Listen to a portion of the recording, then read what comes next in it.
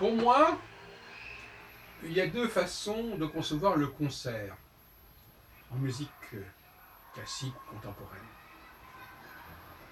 Alors, soit le spectacle est visuel, c'est-à-dire que la musique elle-même n'est pas très intéressante, elle n'est pas très nouvelle, ce sont souvent des œuvres bien connues, et donc ce qui est rafraîchissant, ce sont plutôt les interprètes.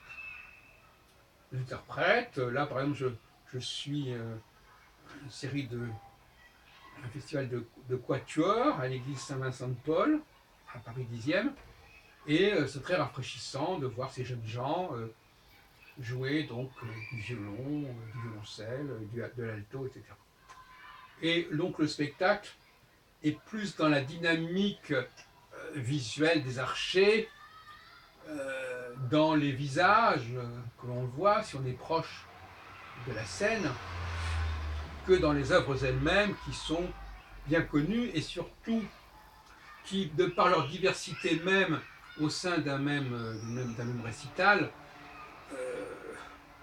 on se demande mais où est l'homogénéité de tout cela? Eh bien, l'homogénéité, elle est dans la présence physique même des joueurs, des interprètes, et non pas dans le choix de leurs œuvres. Et je dois avouer que dans bien des cas, ces œuvres n'ont pas un intérêt absolument fantastique, puisque de toute façon, elles sont connues, elles ont été souvent créées au XIXe siècle, et donc, bon, c'est pas un événement. Par contre, la personnalité des interprètes, notamment dans un quatuor, parce que le quatuor se prête merveilleusement à ce genre de spectacle, plus encore peut-être que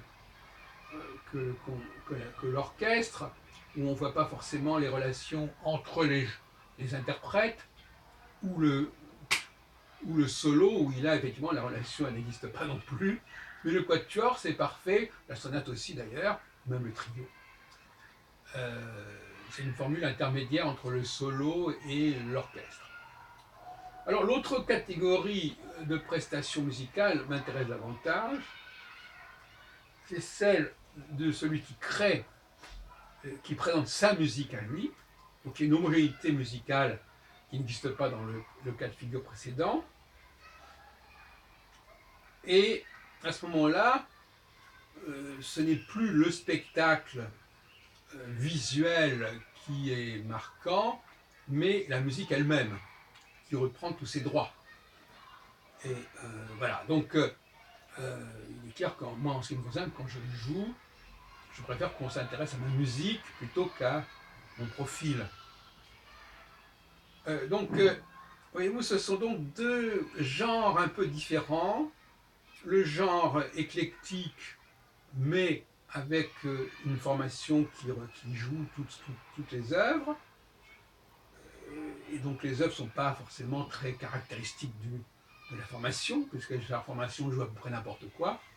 Et d'autre côté, une œuvre au sens œuvre, c'est-à-dire qu'on dit l'œuvre de quelqu'un, l'œuvre d'un même auteur, d'un même compositeur, et surtout quand il s'agit aussi d'une œuvre en création ou même en improvisation.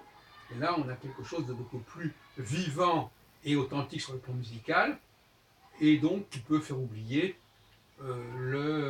celui qui met en œuvre cette œuvre, si on peut dire. Alors, pour donner une autre perspective à ce que je viens de dire rapidement, dans un cas, nous avons un processus qui consiste à passer du visuel au sonore, il y a une sonorisation du visuel, et dans l'autre cas, il s'agit plutôt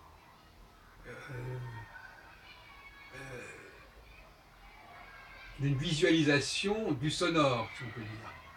C'est-à-dire que l'important, c'est le sonore, et le visuel, eh bien, il est là parce qu'il faut bien que quelqu'un joue.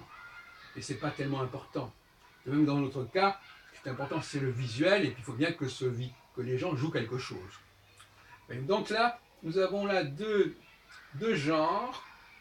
Là où on croit qu'il y en a un seul, vous savez que dans bien des cas, dans mes recherches, je mets en évidence qu'il y a un système hybride qui n'est ni l'un ni l'autre, alors que je préfère qu'on ait des choses bien carrées, bien claires, il y a le genre A, le genre B, et non pas un mélange de A et de B. Parce que dans bien des cas, quand il y a des mélanges, on ne s'y retrouve pas. Quand les définitions sont ambivalentes et ambiguës, on ne s'y retrouve pas. Et donc, dans bien des cas, en fin de compte, il faut rechercher la dualité. Dans presque tous les cas, la dualité est au rendez-vous et l'unité est factice.